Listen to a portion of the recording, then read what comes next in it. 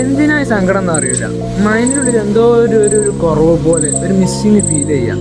വെറുതെ സങ്കടപ്പെടുക, സാഡ് ആവുക. ഒരു പ്രത്യേകിച്ച് കാരണമൊക്കെ ചോദിച്ചാൽ ഒരു കാരണമില്ലാണോ?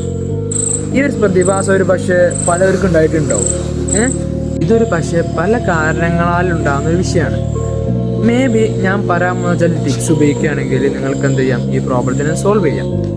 ഒരു പക്ഷേ നമ്മളുടെ ബോഡി എന്തെങ്കിലും ആഗ്രഹിക്കുന്നുണ്ടാകും, നമ്മൾ പോലും അറിയാത്ത എന്തെങ്കിലും ആഗ്രഹം അതിനുണ്ടാവും. അല്ലെങ്കിൽ നമ്മൾ പല സമയത്തും നമ്മുടെ ഇമോഷൻസിനെ, ഫീലിങ്സിനെ നെവർ മൈൻഡ് ചെയ്തു തുടങ്ങിയാൽ അതും ഈ ഒരു സങ്കടത്തിന് കാരണമാകും. അപ്പം പല കാരണം ഉണ്ടെങ്കിൽ പോലും നിങ്ങൾ എന്ത് ചെയ്യാം, ഒരു പെന്നും പേപ്പറും എടുക്കുക, മൊബൈൽ ഫോൺ മാറ്റി വെക്കുക, അങ്ങോട്ടൊന്ന് ഇരിക്കുക. എന്താണ് എനിക്ക് ഇതിനുള്ള കാരണം, എന്തുകൊണ്ടാണ് ഞാൻ അങ്ങനെ ചിന്തിക്കുന്നത്? അങ്ങനെ ചിന്തിക്കുമ്പോൾ നിങ്ങൾക്കൊരു ഫീലിങ്സ് ഒരു പക്ഷേ കിട്ടും.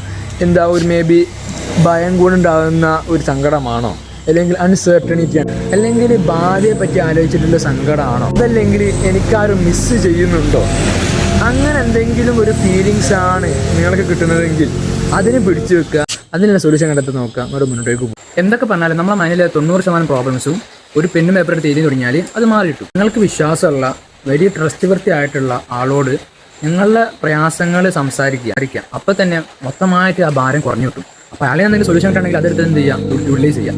അപ്പോൾ ഇങ്ങനെ കുറേ കാര്യങ്ങൾ ചെയ്തു വെക്കാം, കുറേയൊക്കെ മാറ്റം കിട്ടും. അപ്പോൾ ശരിയാവുന്നത് ശരിയെന്നാണ്.